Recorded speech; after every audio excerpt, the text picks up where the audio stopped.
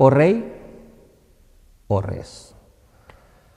Això és el que Margarida de Montferrat, la mare del comte Jaume d'Urgell, li va etzibar al seu fill.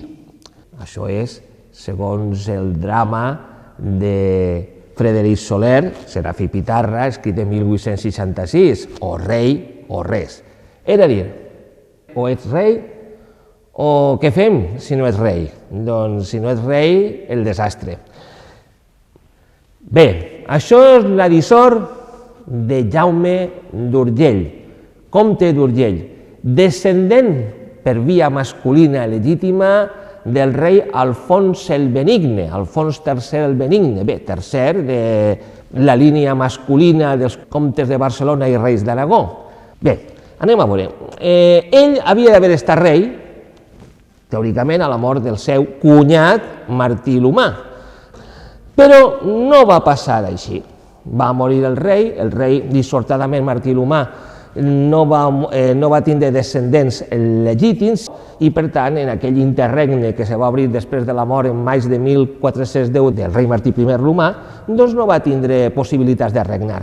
Bé, i què va passar? Doncs resulta que Jaume d'Urgell doncs era el favorit en principi, sí, bé, a més estava ben posicionat, era el cunyat del rei, perquè no va regnar? Bé, en principi el seu cunyat, el rei Martí, doncs el que volia era que regnara el seu net bastard, fill d'una relació il·legítima amb una siciliana, Tàrsia Risari.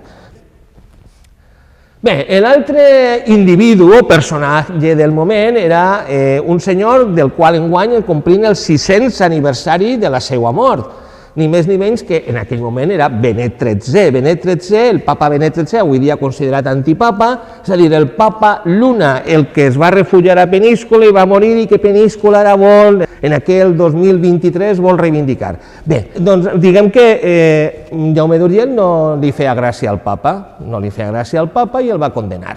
El va condenar a l'ostracisme, pràcticament. I, per últim, estava eixa burgesia rendista barcelonina, encapçalada per la família Gualbes, que doncs, no veien a Jaume d'Urgell un home sense recursos com la persona més adient a governar. Aleshores, veies tu la dissort del comte. I no oblidem la posició de l'Aragó, perquè l'Aragó estava totalment oposat, estava dividit en bandosides i una part de l'Aragó estava aferrissadament en contra de Jaume d'Urgell. Per ser qui era, havien de dir, Jaume de Catalunya i Aragó, Urgell, perquè ni més ni menys formava part de la dinastia descendent de Jaume I i de Guifré el Pilós, és a dir, la dinastia dels comtes de Barcelona i reis d'Aragó. Bé, què va passar o què va succeir? Doncs mireu, Jaume d'Urgell no va arreplegar el consens necessari per a ser rei i aleshores tot va concloure a casp. I a cas tot estava preparat perquè amb el Benet XIII, el papa, antipapa, vull dir, l'altre papa, Benet XIII, el papa Luna, al darrere, perquè fos elegit rei de catalans i aragonesos el candidat castellà. El candidat castellà era Ferran I el d'Antequera, seria Ferran I, Ferran el d'Antequera. I Ferran el d'Antequera, un castellà, doncs va ser nomenat rei. En fi, al principi tot era... Bé, algun estava escandalitzat, i va anar el mateix Vicent Ferrer. Vicent Ferrer va dir, no, que és castellà, sí, però és bo, és necessari per a nosaltres. Bé, ja sabeu que tenia el poder de convicció que tenia Vicent Ferrer, que bé, en el temps el convertiria en sant. Bé, doncs mireu, de la part valenciana, doncs Vicent Ferrer i el seu germà Bonifaci Ferrer van votar a favor de Ferran el d'Antequera, però van votar a favor de Ferran el d'Antequera perquè estaven sota la influència, donaven suport al papa Benet XIII, al papa Luna. En aquella època n'hi havia 3 papes a l'Església.